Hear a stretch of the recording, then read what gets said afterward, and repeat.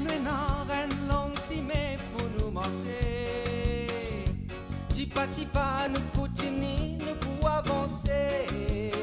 Traverse montagne, persécution, marécage, douleur et souffrance. Tipa tipa, nous pouvons avancer, nous faire confiance. Même si nous portons les bien lourd, nous n'avons pas besoin d'un bijou. Tipa tipa, nous pouvons avancer vers royaume. Mesdames et messieurs, bonsoir. Je suis très heureuse de vous accueillir à notre premier Tipa Tipa de ce mois de mars. Vous avez dû voir le titre un peu compliqué ce soir, résilience, altruisme, parité, 3 mots qui vont être définis par nos invités sur le plateau. Nous sommes heureux de recevoir Lion, compagnon de Melvin Jones, gouverneur de district Chantal 19 et deuxième vice-gouverneur, Lion, compagnon de Melvin Jones, Rolando Bergigour. Bonsoir à tous les deux. Chantal 19, vous êtes de passage à Maurice en tant que gouverneur de district. Tout d'abord, expliquez-nous les mots que nous venons de voir paraître sur le titre de ce programme. Résilience, altruisme, parité. Nous sommes tous des résilients depuis cette pandémie. Nous sommes debout malgré la douleur. Nous sommes présents et nous sommes avec tous ensemble. Altruisme, c'est parce que les lions œuvrent de façon désintéressée. Ils sont tournés vers le service, vers les autres. Voilà pourquoi j'ai choisi ce mot-là. Et la parité, parce que dans notre district, nous sommes encore trop peu de femmes dans le Lions Club. Il est important que nous soyons un peu plus nombreuses. Il n'y a que 38% de femmes. Donc je souhaite éventuellement une légère augmentation pour améliorer cette parité. Alors, vous avez parlé de la place de la femme, 38%. Vous êtes la première femme gouverneur de ce district. Est-ce que cela fait une différence? Il n'y a aucune différence. Le but, ce n'est pas de changer le lionisme. Ce n'est pas parce qu'on est une femme qu'on doit changer les choses. Nous avons des objectifs, nous avons un fil à suivre. Mais par contre, ça fait 66 ans que le Lions Club est installé dans l'océan Indien, dans notre district, et je suis la première femme. On doit se poser les questions. Pourquoi? Pourquoi d'autres femmes ne se sont pas présentées? Il est important de faire bouger cela. Est-ce que vous diriez que la femme, que ce soit dans le lionisme ou dans la vie en général, a peur d'oser, de s'aventurer, de se mettre en avant? Je pense oui. Je pense que c'est à cause de notre condition, il y a quelques années encore, où la femme devait rester à la maison. La femme était là pour s'occuper du mari, des enfants, de la maison, de bien tenir son foyer. Et puis de plus en plus, la femme commence à travailler, commence à s'émanciper. Et donc c'est peut-être ce retard que nous devons rattraper. Nous devons aller de l'avant, nous devons nous affirmer, puisqu'aujourd'hui nous avons des femmes qui font tout. Oui. Alors, qu'est-ce que cela implique d'être gouverneur de district? Alors, le gouverneur du district, il est le représentant de l'association internationale dans une partie des pays. Alors, ce que fait le gouverneur de district, il supervise les membres du cabinet du district. Il va promouvoir les objectifs, la mission de l'association, promouvoir les causes, les 5 causes principales en particulier que l'association veut soutenir. Il va superviser le travail du responsable de l'effectif, celui qui permet d'ajouter les membres au niveau de l'association, du responsable du leadership, celui qui va donner cette importance à ce leadership nécessaire pour pouvoir aller de l'avant, pour pouvoir être impliqué, un peu plus impliqué, et puis le responsable de service également. C'est parce que nous sommes là pour servir. Notre devise, c'est We Serve.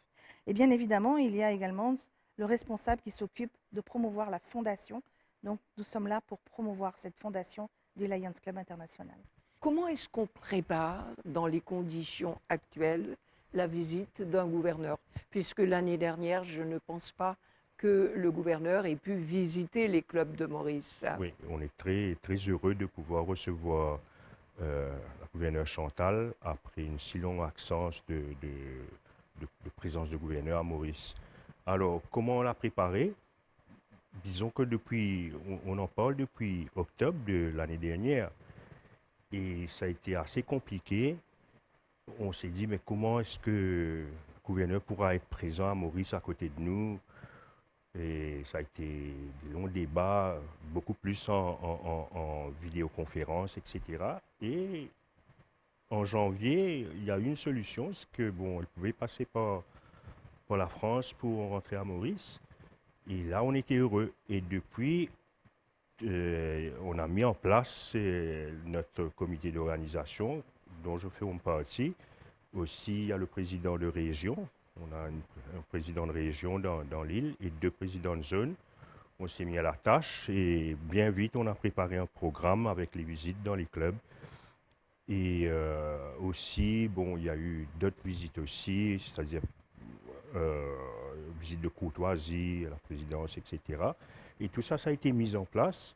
Bon, il y avait aussi, je dois dire, il y avait un plan B parce qu'elle est arrivée le lendemain de la levée de cyclone. Comment le lyonisme arrive aujourd'hui à définir les priorités selon les pays? Alors, les priorités sont exactement les mêmes dans tous les pays.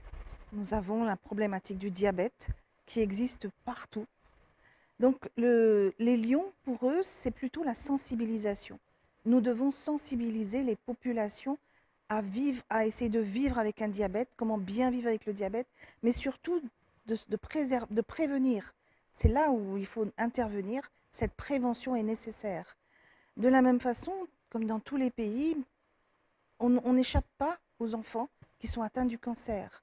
Donc, nous sommes là aussi pour aider, pour améliorer les structures, pour apporter, on va dire, notre pierre à l'édifice sur ce grand problème du cancer des enfants. L'environnement. Alors là, je crois que c'est le fléau partout. Nous devons sensibiliser la population à l'environnement, essayer de protéger cet environnement, ne pas jeter tous nos détritus à l'extérieur. Il y a des poubelles pour ça, il y a une organisation.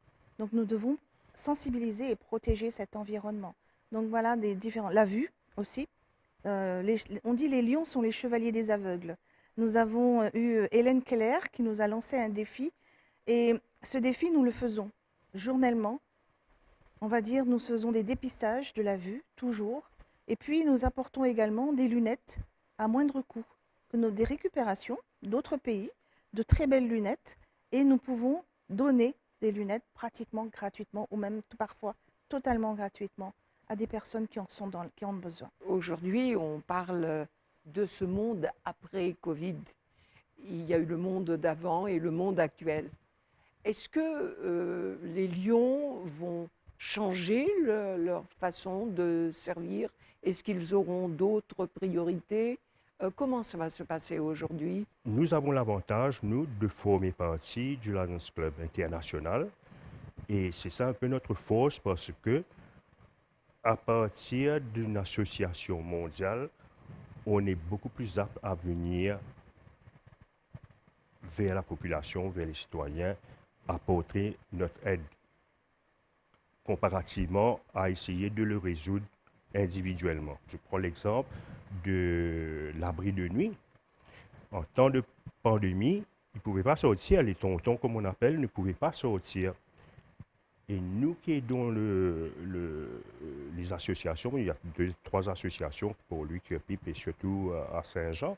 Donc il a fallu trouver des moyens pour pouvoir les aider. Eux ne peuvent pas sortir, il fallait rentrer. Et c'est là qu'on a vu qu'il y avait des gens qui avaient la permission d'aller livrer de la nourriture. Et nous sommes passés par eux pour pouvoir les nourrir pendant quand même un bout de temps.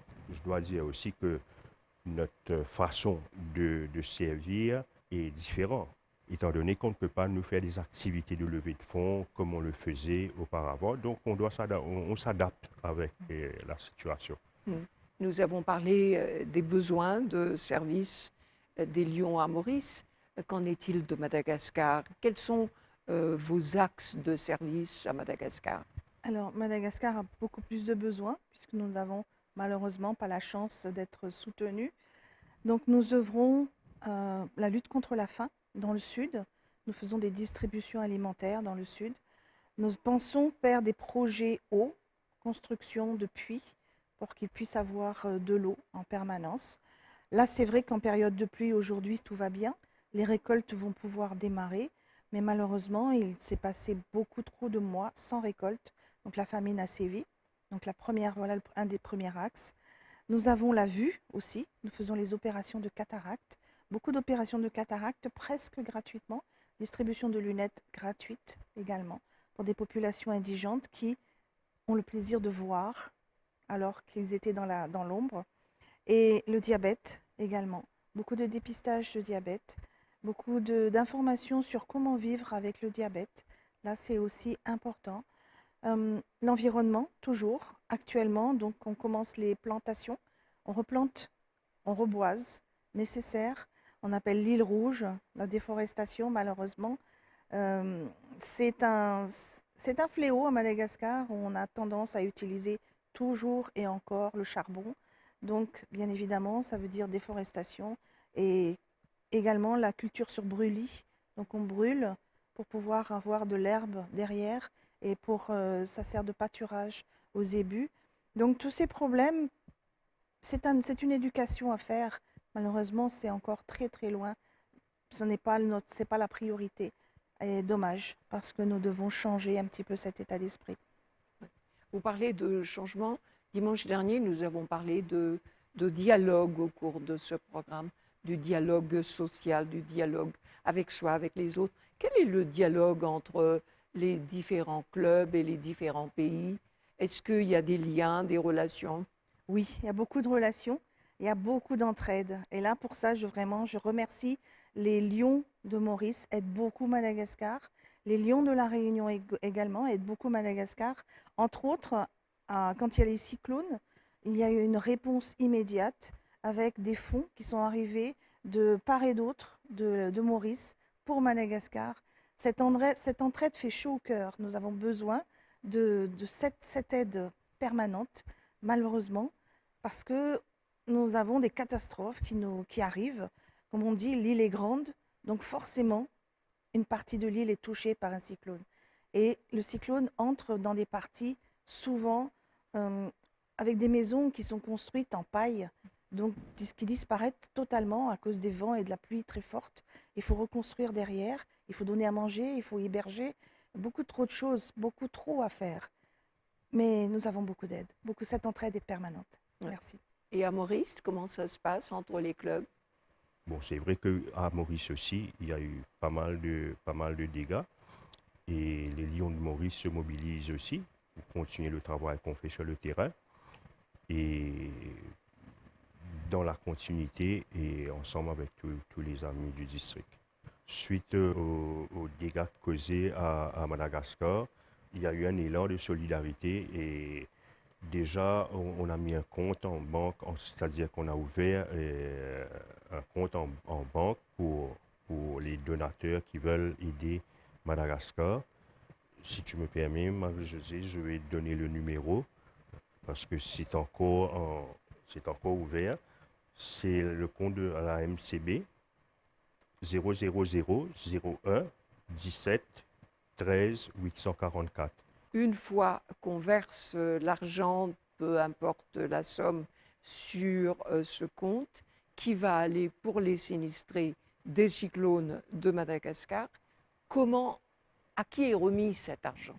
Comment ça se passe sur le plan? Parce que bien souvent, on se dit, pas seulement à Maurice, pas seulement les Lions, on l'a vu par exemple pour les grands téléthons à l'étranger, on donne, mais à qui ça va?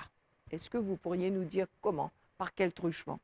Alors, le compte est versé sur un compte du Lions Club à Maurice et le transfert est fait au district 417. Et à partir de là, c'est géré par le district. Peut-être que le gouverneur pourra expliquer la distribution quand c'est livré au district. Alors, quand l'argent arrive sur le compte du district, les comptes sont audités, sont vérifiés, et nous achetons avec des factures, nous savons ce que nous achetons, et nous achetons uniquement ce qui est nécessaire pour pendant la période concernée. Donc là, il s'agit de denrées alimentaires principalement. Il faut nourrir ces personnes qui sont dans des abris, qui n'ont plus rien, vraiment plus rien. Alors l'identification, nous travaillons avec les sociétés malgaches sur place qui identifient les lieux, les villes les plus touchées et les besoins.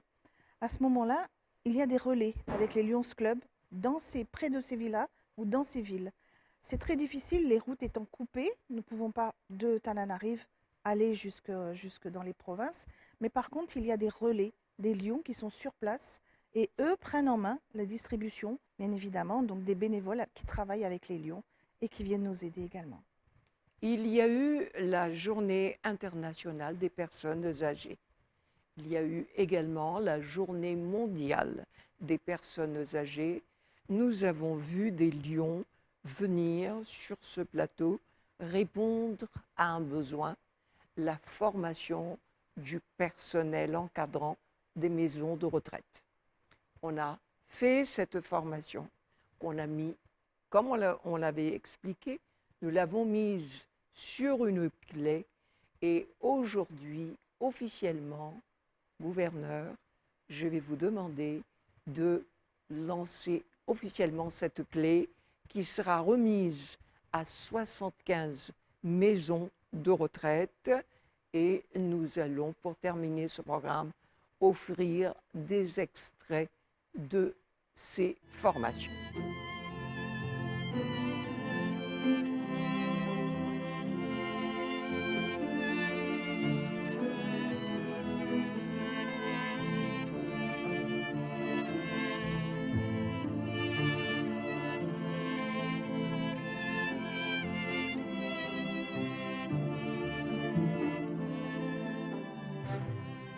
Une bonne alimentation aide la personne, première chose, nous besoin comprendre, à vieillir en bonne santé. Alors, empêcher les maladies, le développement des maladies. Maintenant, si une personne a déjà un problème de santé, une bonne alimentation, une alimentation qui est adaptée, va permettre la personne de gérer bien la maladie et aussi permettre à ralentir le développement des complications. OK?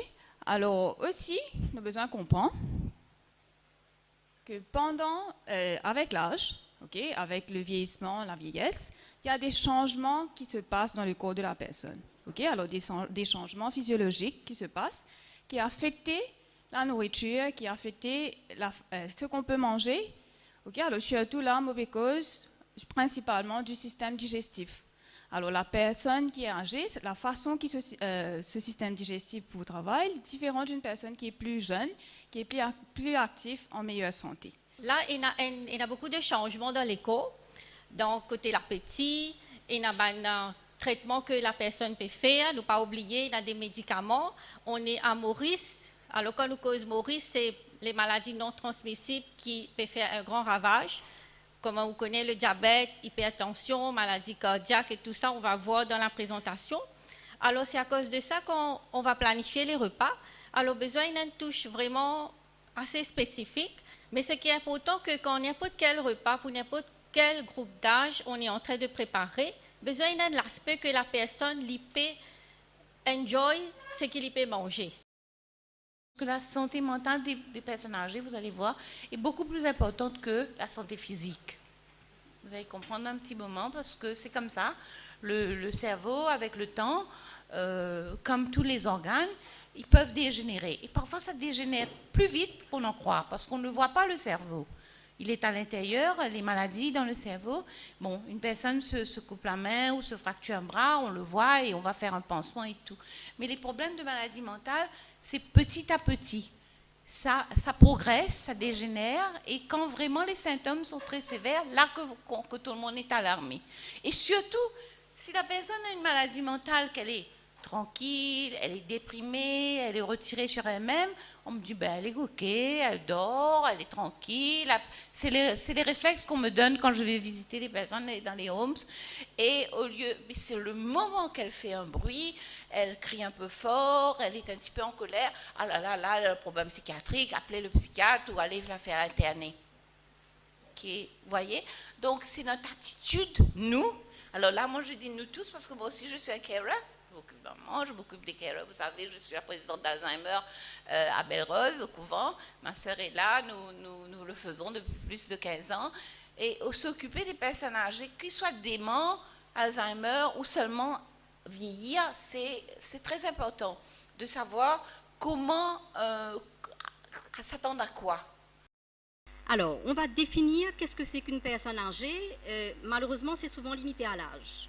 Il y a plus de 60 ans, il y a sa pension retraite, il y a 65 ans, doucement, il peut aller vers l'âge que tu es capable de prendre sa pension, il y a l'OMS, l'Organisation mondiale de la santé, c'est à partir de 65 ans. Mais on est encore fit à 60 ans, n'est-ce pas? Et ensuite, à partir de 75 ans, ça, ben, grand monde, nous, on a un peu de perte d'autonomie, on a un peu de perte de dépendance, on devient un petit peu plus dépendant de son entourage. Et ça, les enfants peuvent en témoigner aussi, les épouses ou les époux peuvent en témoigner aussi.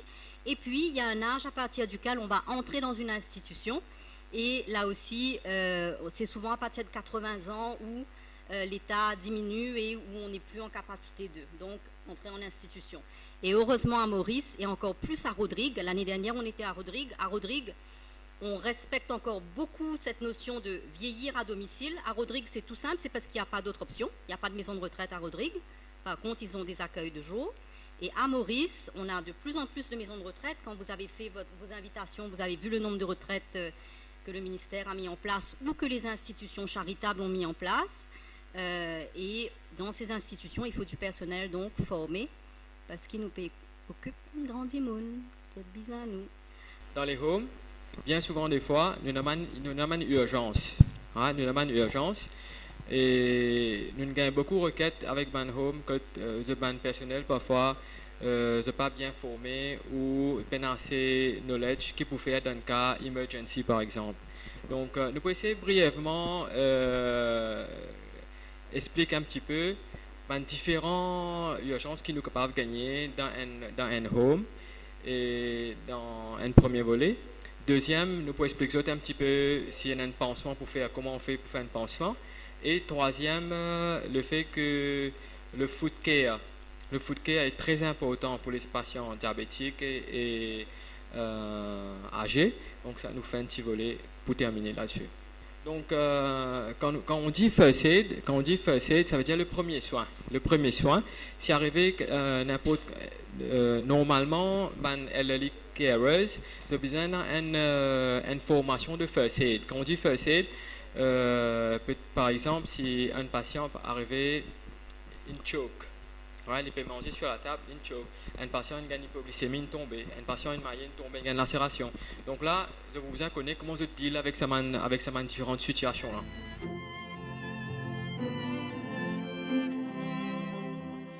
Ces clés, elles seront donc remises.